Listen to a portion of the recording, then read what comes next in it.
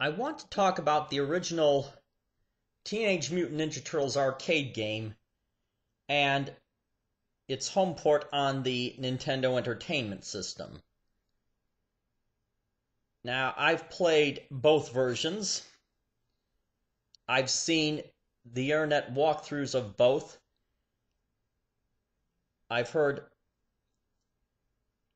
the Irate Gamers review of it, and as well as the reviews by all the Irate Gamers critics. Uh,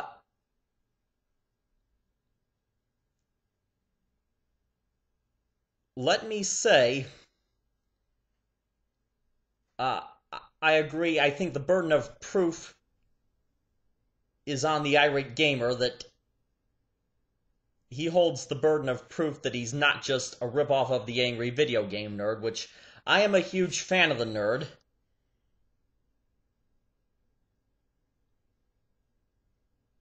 But in this particular case, I'm going to have to come to Chris Bohr's defense in what he says in his review. But let me give you some background. I have memories of playing the arcade game, and it's my favorite video game of all time. I played the arcade version in various places, but here's the time that I first saw it beat. I was at a skating rink on an outing sponsored by my school's PTA. It was a day we were off from school for a holiday or something. It was something to give us something to do. And there was an arcade there, and so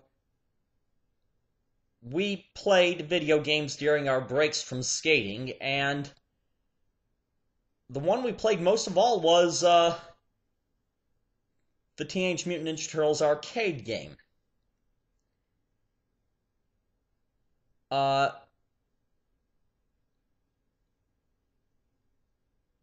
Now, the way it's set up, there was that four-player feature that Chris talks about, which, yeah, it was cool. Now, if you die, because, up to four players at a time can run as all four turtles, but if you die as the turtle, you can continue as the same turtle by inserting another quarter in. Or you can step away and someone else could put in a quarter and take over as the turtle you were just playing as. Or if you start out with less than four turtles, somebody could jump in as another turtle at any time during the game. So I started out playing the first few parts of the game. Then when I ran out of quarters, somebody else jumped in, and they took it all the way to the end, defeating Shredder, or the three Shredders. And why there were three of him, I don't see the point, but okay. Especially being they're all three exposed as Haruko Saki under the mask. If only one was exposed, that would at least make more sense than you have fake Shredders, but that's all beside the point. So that was the time I saw it beat, and one thing I remember about that game that really had an impact on me was when you fall into a sewer and they say, "Duh, who put the lights out?" To this day, every time the lights go out on me, I utter those words. That's how memorable that part is. Now, I never owned the actual home port on the NES. I owned the original Ninja Turtles game on the NES, which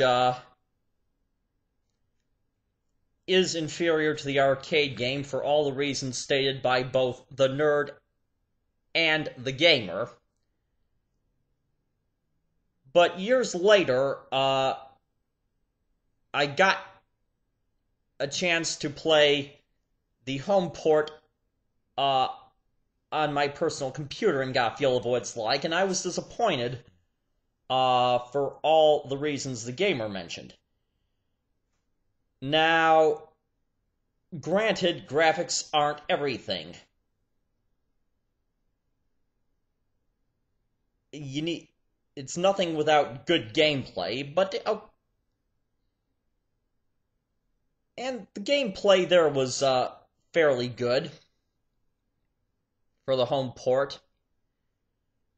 While graphics aren't everything, they are certainly a plus. And as for the four-player feature, again, I agree with Chris. The reason it's so great, the Turtles are a team. They're not complete without all four of them. And that's why in the first NES game, although you can only play one player, you can switch turtles during the game. That was also true for the Game Boy, where you could change your turtle between levels. So, being limited to one or two specific turtles the whole game, in my opinion, there's just something wrong with it. But that's that. I thought I'd give my 2 cents in on it. So, feel free to share your thoughts.